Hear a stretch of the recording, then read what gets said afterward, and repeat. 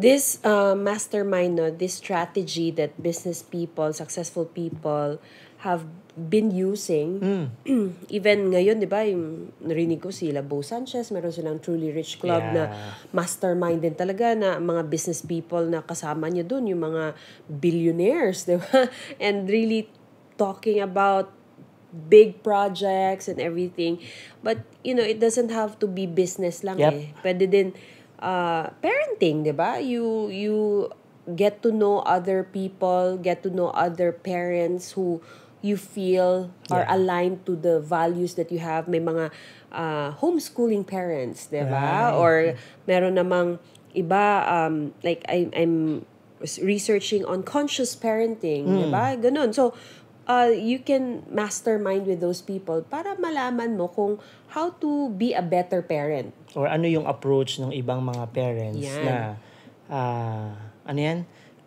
Paano nila nire-raise up yung kids nila and how the dynamics of the entire family is going along. Yung iba naman, they get into health or fitness mastermind, di ba?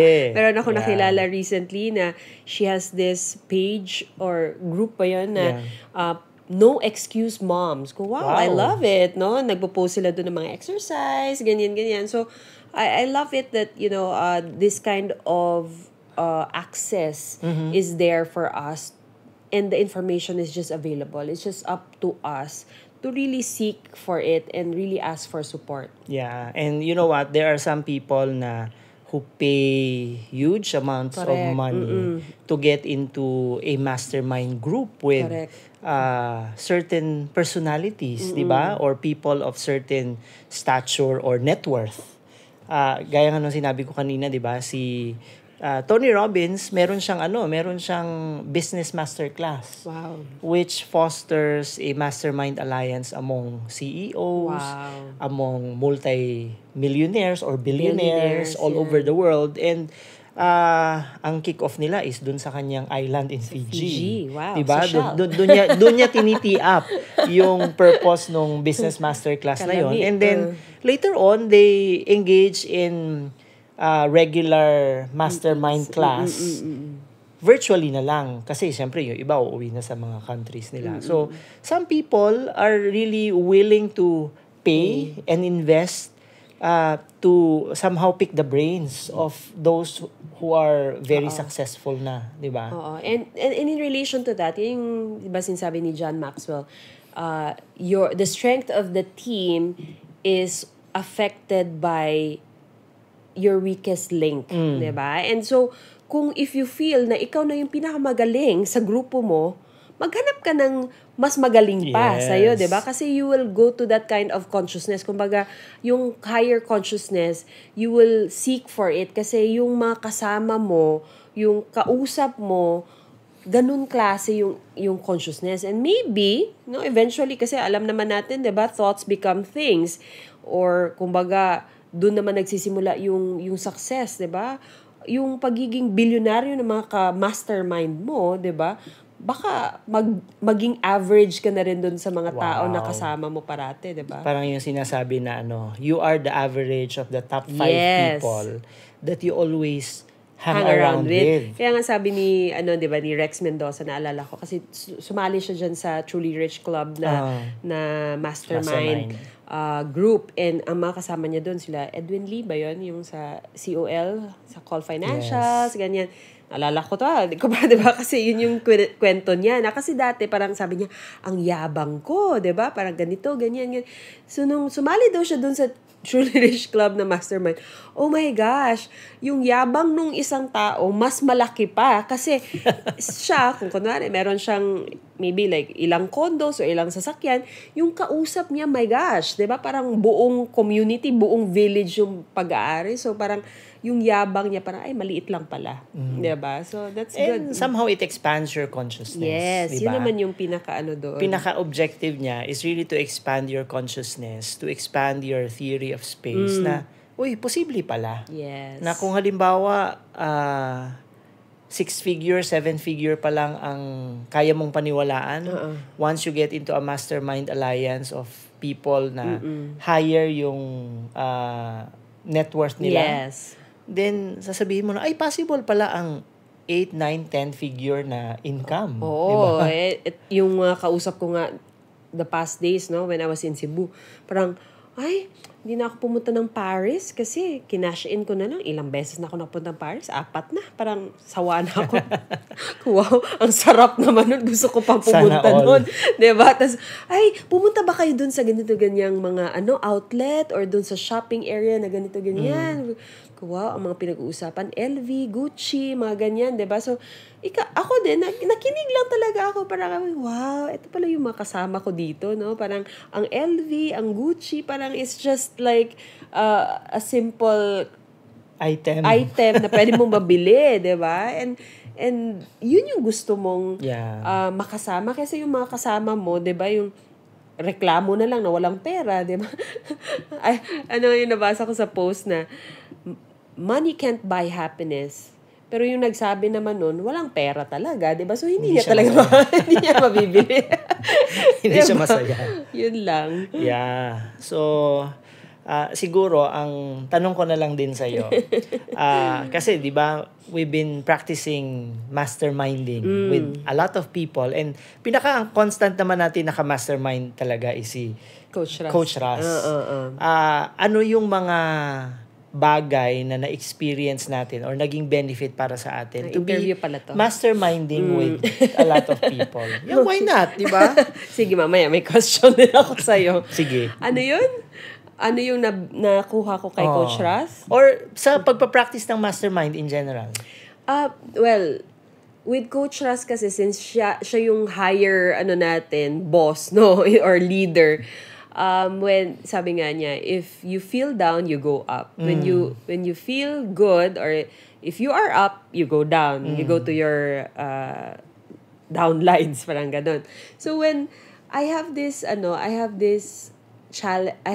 challenge, or parang meron akong muni-muni na mga stuff, and then I see that instead of si Ras magrereklamo siya sa isang bagay, no, na nangyari, parang ang sagot niya exciting, inspiring. So, 'di ba, parang anong klaseng consciousness 'yan? 'Di ba? Parang nakaka-curious, 'di ba? Na parang bakit ganoon, 'di ba? Bakit ganoon yung consciousness mo? And he begins to just tell me itong wisdom niya, 'di ba? Yung wisdom ni Ras na parang tao ka pa ba, 'di ba? Na parang being that space of acceptance and really seeing na, hey, God is in control of everything, na hindi naman siguro ito mangyayari kung walang lesson behind it. And then, he goes on with compassion, no? Na parang, sabi niya na, okay, maybe you are expecting too much from others, and yet, eto lang talaga yung kaya nila ibigay. So, be compassionate to them. But at the same time, be responsible sa sarili mong kaligayahan. Huwag mong i-blame sa ibang tao na kasi hindi mo ginawa kaya I feel this way. Yeah.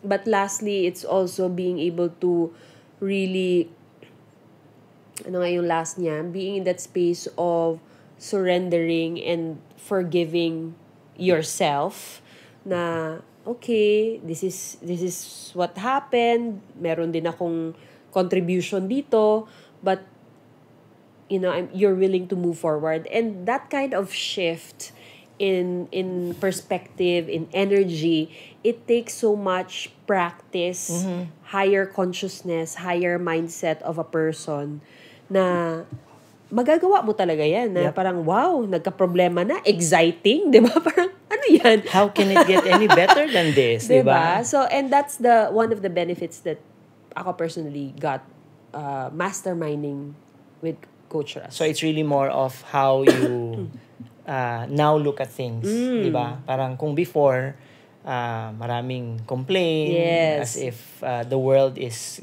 ganging up on you. But right now, alam mo that you can actually parang make choices, di ba? To make your life better. Iiyak ba ako? Magmumukmok? Or talumpasay? Ano yan? Maglulupasay. Lulupasay? Imagine ko kasi bata na parang nag-throw ng tantrums, or magganon pa rin ako, pero 1 to 2 hours shift na kaagad. Nice. Diba? And then, ano pa bang pwede kong gawin? And ano ba yung, what can I do moving forward? Correct. Ako naman, it's really parang seeing myself more as somebody who is capable, who can take responsibility over the results that I'm creating. And of course, na nagmamatter yung opinion ko. Yeah. Kasi before, nung hindi pa ako gaganito na nagpa-practice ng mastermind alliances, parang sobrang liit talaga ng tingin ko sa sarili ko, di ba? Parang walang self-confidence, even yung sarili kong capability, sometimes kino-question ko kung tama ba siyang i-share or parang ipa-experience sa ibang tao. But you know what? With the Mastermind Alliance and of course, having that experience of hearing feedback and at the same time, appreciation from people, I begin to really understand na, meron palang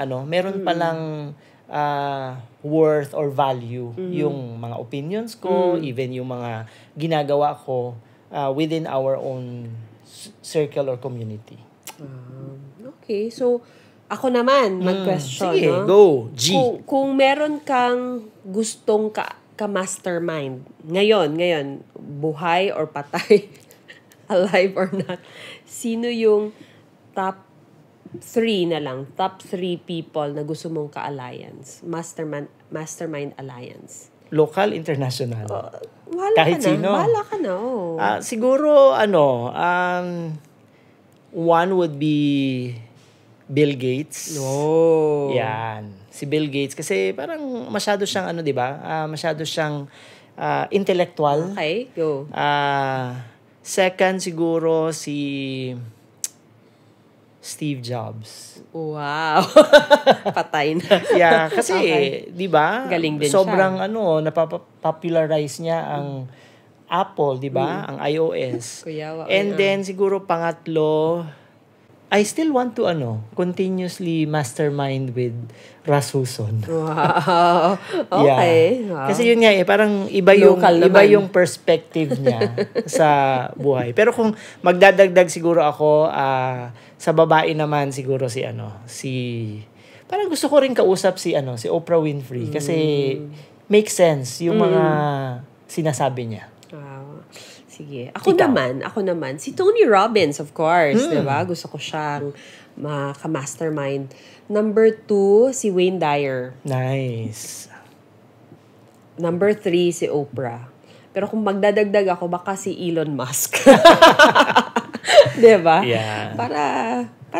Para naka-international at mga business people din ako sa'yo. Yeah, kasi we're in business and somehow I want to know how to parang bring our business to the next level. And if possible, di ba, yung tinatawag na exponential organization. And alam naman natin na naging ganon ka-exponential yung mga businesses na hinawakan ng mga tao na to. Uy, ang ganda ng natin, discussion. I love it. It made me appreciate Mastermind all the more. Hope you found value in this episode. Follow for more contents like these and don't forget to rate us 5 stars. See you in our next episode. Talk to you soon.